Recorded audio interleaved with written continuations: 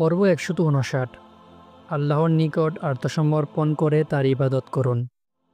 তাকদীরের ভালো মন্দ সব কিছুর প্রতি রাজি থাকা ঈমানের জরুরি বিষয়, এবং আমি অবশ্যই তোমাদেরকে ভয়, ক্ষুধা, সম্পদ, জীবন ও ফলমূলের ক্ষয়ক্ষতি এমন সব কিছু জিনিস দ্বারা পরীক্ষা করব, কিন্তু ধৈর্যশীলদের সুসংবাদ দান করুন। সূরা বাকারা। আমাদের তাকদীরে যা কিছু নির্ধারিত আছে তা সর্বদা আমাদের ইচ্ছা ও কল্পনার সাথে মিলে না, কিন্তু তখন আমাদের কোনো বিরূপ মন্তব্য করা শোভা পায় না। বরং তোমাদের সঠিক পন্থা হলো তাই, যা একজন আত্মসমর্পণকারী দাসের অবস্থা। আমরা সবাই আমাদের ঈমানের সবলতা ও দুর্বলতা অনুযায়ী কঠিন ও সহজ পরীক্ষার সম্মুখীন হই। নবী করিম সাল্লাল্লাহু আলাইহি ওয়াসাল্লাম বলেছেন,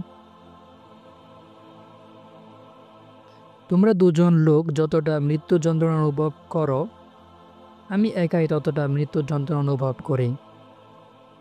নবীদেরকে সর্বাপেক্ষা কঠিন পরীক্ষা করা হয়, অতঃপর অন্যান্য সৎকর্মশীলদের তাদের মর্যাদা অনুযায়ী পরীক্ষা করা হয়।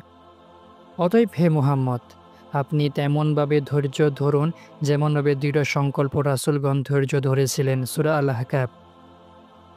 আল্লাহ যদি কারো ভালো চান তবে তিনি তাকে পরীক্ষায় ফেলেন, এবং আমি অবশ্যই পরীক্ষা করে তোমাদের মধ্য থেকে মুজাহিদদেরকে এবং ধৈর্যশীলদেরকে চিনে নিব, এবং আমি তোমাদের ব্যাপক ব্যাপার-স্যাপার পরীক্ষা করে দেখব। আর আমি অবশ্যই তাদের পূর্ববর্তীদের পরীক্ষা করেছিলাম।